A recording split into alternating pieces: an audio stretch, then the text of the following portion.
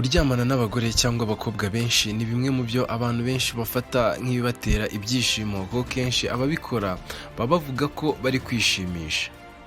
Nubwo usanga abagabo benshi baba baragiye baryamana n'abakobwa benshi, ariko hari ababiciyemo agahigo ku buryo hari n'uwivugiye ko we ubwe amaze kuryamana n'abakobwa ndetse n'abagore muri rusange bagera ku bihumbi 20. Kuryamana n'abakobwa cyangwa abagore benshi ndetse n'ubuzima bwuzuyemo iraha bizwi cyane ku byamamare bitandukanye byo mu ngeri zose, yaba muri muzika, mu mideri, hamwe no muri sinema. Aha rero kuri uyu munsi akaba ariyo mpamvu tugiye kubagezaho urutonde rw'ibyamamare 10.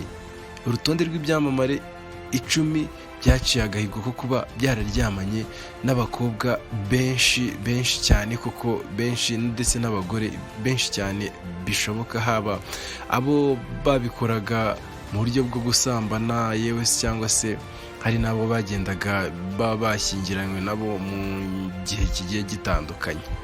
Aha rero ikinyamakuru The Sun ivuga ko igitangaje kuri uru rutonde rw'ibyamamare 10 byaryamanye n'abagore benshi ku isi ari uko abenshi muri bo bashaje atari abasore bagifite akabaraga ko kwiruka mu gitsina gore. Benshi muri bo barengeje imyaka 60, abandi bato muri bo bari hagati y'imyaka 50 kuzamura, ndetse harimo na Jane Simon w'imyaka 74 y'amavuko. Aha rero duhereye ku mwanya wa mbere w'uru rutonde, rw'ibyamamare, abantu b'ibyamamare bari bagiye baramenyekanye cyane, ariko nanone bakaba baraciye akandi gahigo ko kuba bararyamanye n'abakobwa ndetse n'abagore muri rusange benshi cyane kurusha abandi ku isi. Ku mwanya wa mbere Chamberlain, uyu ni umwe mu bakinnyi ba basketball kabuhariwe babayeho muri Leta Zunze Ubumwe za Amerika. Yagiye akinira amakipe akomeye arimo nka Lakers, ndetse yanakiniye muri NBA mu gihe cy'imyaka 14.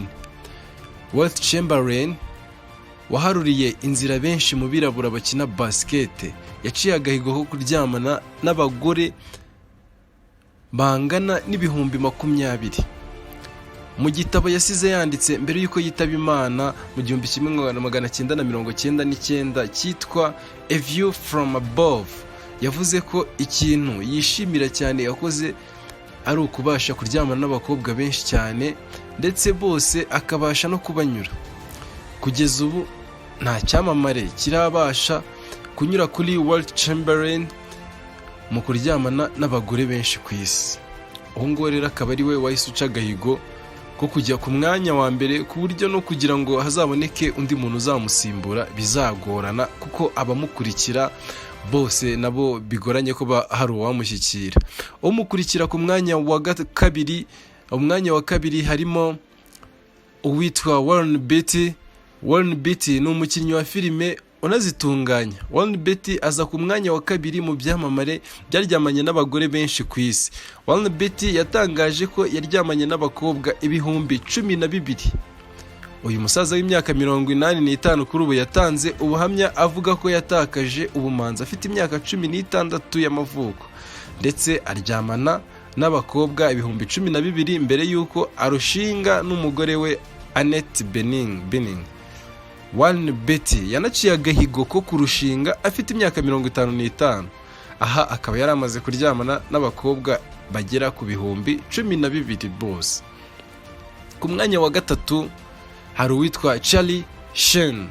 Charlie Sheen ni umukinnyi wa filime akaba n'umunyarwenya kabuhariwe. Charlie Sheen wamenyekanye cyane muri filime y'uruhererekane yitwa 2.5 Men izwi cyane, yahishuye ko yaryamanye n'abagore ibihumbi 5. Mu mwaka wa 2018 Charlie Sheen yahishuye ko arwaye sida, akaba yarayikuye mu kuryamana n'abagore benshi adakoresheje ubwirinzi bw'agakingirizo. Aha dukomeza tujya ku mwanya wa 4. Ku mwanya wa 4 hari uwitwa Jane Simons. Jane Simons avuka mu gihugu cya Israel, gusa akaba akorera muzika ye muri Leta Zunze Ubumwe za Amerika. Yamamaye cyane mu izina rya The Demon. Nawe ari mu byamamare byaryamanye n'abagore benshi ku isi. uyu mugabo w'iyisi dayimoni amaze kuryamana n'abagore 4,600 ku myaka 74 afite kugeza ubu. Jane Simon, icyamamare mu njyana ya rock, yatangaje ko akunda cyane imibonano mpuzabitsina, aricyo cyatumaga ashobora no kuryamana n'abakobwa 4 mu ijoro rimwe. Ibyo rero bikaba byaramushyize ku mwanya wa 4 mu byamamare byaryamanye n'abagore ndetse n'abakobwa benshi kurusha abandi ku isi. Aha tujya ku mwanya wa 5. Ku mwanya wa 5 hari uwo bita Mick Jagger cyangwa se Mick Jagger, umuhanzi akaba n'umukinnyi wa filime. Mick Jagger akomoka mu Bwongereza, we yaciye akagahigo ko kuryamana n'abagore 4,000 bose. Mick Jagger wakanyujijeho n'icyamamarekazi Angelina Jolie. Ahangaha bakaba barakanyujijeho mu rukundo igihe kinini. Yitangarije ikinyamakuru Variety magazine ko we ubwe yaryamanye n'abagore 4,000 mbere y'uko yuzuza imyaka 50. Ku mwanya wa 6 ku rutonde rwacu rw'ibyamamare 10, ibyamamare 10 byaciye agahigo ko kuryamana n'abagore cyangwa se abakobwa benshi kurusha abandi ku isi. Ku mwanya wa 6 hariho obita Simon Cowell. Simon Cowell watangije amarushanwa ya X Factory yo kuzamura impano z'abahanzi, ndetse akaba ari n'umwe mu bagize akanama nkemurampaka k'irushanwa rya American Idol hamwe na American Got Talent, ari nawe wayishinze. Simon Cowell yatangaje ko mu buzima bwe amaze kuryamana n'abagore 2,000 byose. Gusa yavuze ko ibi yabikoze akiri muto, agifite amaraso ashyushye. Naho twihuse no ku mwanya wa 7. Umwanya wa 7 harimo uwo bita Hugh Hefner, umuherwe Hugh Hefner washinze ikinyamakuru Playboy magazine cyandika ku bijyanye n'imibonano mpuzabitsina, ndetse akanashinga inzu ya Playboy Mansion ikinirwamo filime z'urukozasoni zizwi nka pornography. Ni umwe mu byamamare byaryamanye n'abagore benshi ku isi. Mu gitabo yanditse cyitwa The New Bedside of Playboy, yavuze ko yaryamanye n'abakobwa 1,500, gusa abenshi muri bo nabo yabaga ari abakinnyi ba filime z'urukozasoni, n'ubundi nawe yisangaga ari we mukuru wabo. Ibyo rero bikaba bituma uyu witwa Hugh Hefner aza ku mwanya wa 7. Ku mwanya wa 8 hariho uwitwa Russell Brand, umunyarwenya akaba n'umukinnyi wa filime. Russell Brand ukomoka mu Bwongereza, uzwiho gukunda igitsina gore cyane, nawe yaciye agahigo ko kuryamana n'abagore benshi. Russell Brand wahoze ari umugabo w'icyamamare Katy Perry, bamaranye imyaka 2 gusa bagatandukana kubera kumuca inyuma. Yaryamanye n'abagore 1,000. Katy Perry nawe yigeze gutangaza ko Russell Brand bakibana yamubwiraga ko atabasha kumuhaza mu buriri ari umwe, akamusaba ko yajya kuryamana n'abandi bagore ku ruhande. Ku mwanya wa 9 hariho witwa Peter Stringfellow, umuherwe Peter Stringfellow washinze utubyiniro night clubs twinshi mu Bwongereza. Nawe yaciye agahigo ko kuryamana n'abagore benshi bagera kuri 800.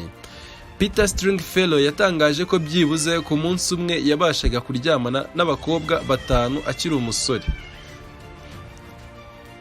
Naho ku mwanya wa 10 hariho umunyamideli uzwi ku izina rya Gus Bedro.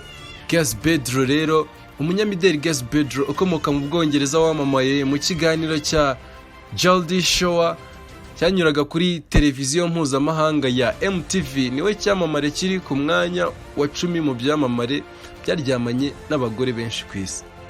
Gus Bedro yatangaje ko yujuje imyaka 31 y'amavuko amaze kuryamana n'abakobwa bagera kuri 600. Uwo ngo akaba ari we uza ku mwanya wa 10 wemera ko unahamya ko amaze kuryamana n'abakobwa 600. Reka rero ngusabe wowe nimba wakunze urwo rutonde nakugejejeho, ngusabe gukora subscribe, ukanda kuri subscribe, ukakanda like, share, ukabasharinga kuri bagenzi bawe, yewe ukatera na comment ukatubwira wenda n'urundi rutonde nawe washobora kuba waba wifuza ko twakugezaho ikindi gihe, ubundi dukakomeza kubana kuri channel yacu ya Baby Times no ku kinyamakuru cyacu www.babytimes.com.